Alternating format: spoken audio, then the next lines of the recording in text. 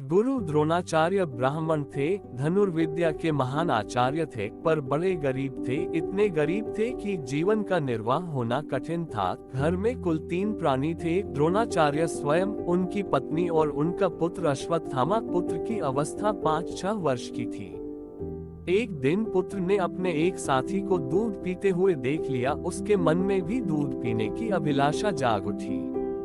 उसने अपनी माँ के पास जाकर कहा, माँ, मैं दूध पीऊंगा। पर माँ दूध पाती तो कहाँ पाती।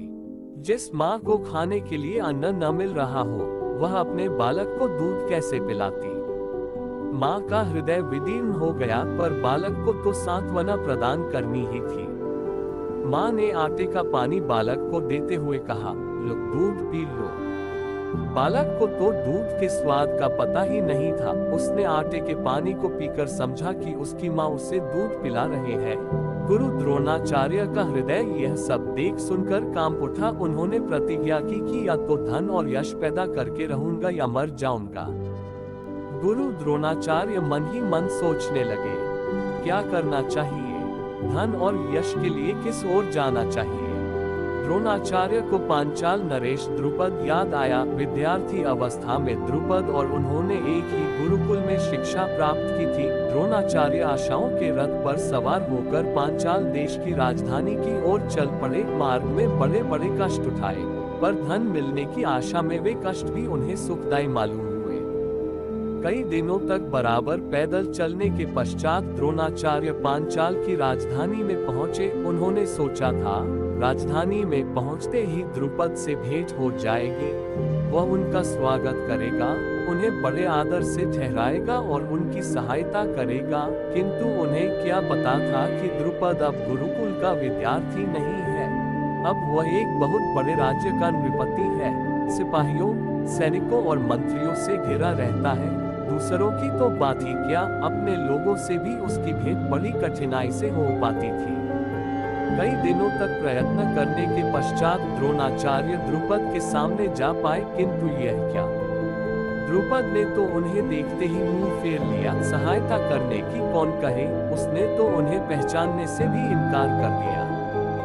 द्रोणाचार्य का मन मानस जैसे मत सा गया। उनके मन में जगत से ही नहीं, मानव मात्र से घृणा उत्पन्न हो गई। उन्होंने निश्चय किया, अब वे सन्यासी हो जाएंगे और वन की गोद में बैठकर अपना जीवन व्यतीत करेंगे। द्रोणाचार्य सन्यासी बनने के उद्देश्य से पैदल ही हरिद्वार की ओर चल पड़े। संध्या के पूर्व का समय था। थके मांदे द्रोणाचार्य हस्तिनापुर में एक कुएं के पास जा पहुंचे। वे कुएं पर ही रात्रि व्यतीत करना चाहते थे, पर वहां पांडव और कौरव राजकुमारों को देखकर विस्मित हो गए। यद्यपि वे उन्हें पहचानते नहीं थे, पर उनके रंग ढंग और उनके वार्तालाप से उन्होंने यह जान लिया कि यह पांडव और कौरव राजकुमार हैं। पांडव और कौरव राजकुमार कुएं के पास गेंद खेल रहे थे। उनकी गेंद कुएं में जा गिरी थी। वे अपनी गेंद कुएं से बाहर निकालने के लिए बड़ा प्रयत्न कर रहे थे, किंतु निकाल नहीं पा रहे थे।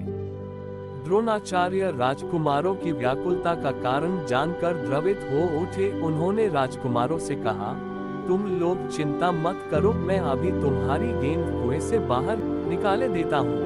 द्रोणाचार्य धनुर्विद्या के महान पंडित थे। दूसरे विद्वान ब्राह्मण तो अपने पास शास्त्र रखते हैं, पर द्रोणाचार्य अपने पास धनुष बाण रखते थे। वे जहाँ भी जाते थे, धनुष बाण लिए रहते थे। द्रोणाचार्य ने कुएं के मुख पर खड़े होकर भीतर गिरी हुई गेंद को लक्ष्य करके एक बाण चलाया। बाण का फलक गेंद में चुभ गया। बाण सीधा खड़ा हो गया। द्रोणाचार्य ने दूसरा बाण प्रथम बाण के ऊपर चलाया। दूसरा बाण प्रथम बाण में चुभकर खड़ा हो गया। इसी प्रकार द्रोणाचार्य ने 3-4 बाण और चलाए। सभी बाण एक दूसरे पर खड़े हो गए। अंतिम बाण द्रोणाचार्य के हाथ में था। उन्होंने उसे खींचकर सभी बाणों के साथ गेंद बाहर निकाल ली। गेंद पाकर राजकुमारों का मन प्रसन्नता से खिल उठा। साथ ही वे द्रोणाचार्य की बाण विद्या और उनके चातुर्य पर विमुग्ध हो उठे। वे उन्हें देवव्रत के पास ले गए, क्योंकि उन दिनों देवव्रत ही उनकी देखरेख किया करते थे। राजकुमारों ने देवव्रत से द्रोणाचार्य की बाण विद्या की बड़ी प्रशंसा की। स्वयं देवव्रत भी द्रोणाचार्य से वार्तालाप करके बड़े प्रसन्न हुए। उन्होंने राजकुमारों को बाण विद्या सिखाने के लिए द्रोणाचार्य को गुरु पद पर प्रतिष्ठित कर दिया। द्रोणाचार्य का अभीष्ट पूर्ण हो गया। उन्हें गुरु पद पर रहते हुए धन तो मिला ही, बहुत बड़ा यश भी मिला। इतना बड़ा यश मिला कि यदि द्रोणाचार्य को निकाल दिया जाए तो महाभारत का युद्ध एक खेल सा लगने लगता है। मनुष्य का भाग्य जब चमकता है तो इसी प्रकार चमकता है। पुत्र को दूध के स्थान पर आटे का पानी पिलाने वाले द्रोणाचार्य पांडवों और कौरवों के पूज्य बन गए। दुर्योधन तो उन्हें शीश झुकाता ही था, अर्जुन भी शीश झुकाया करता था।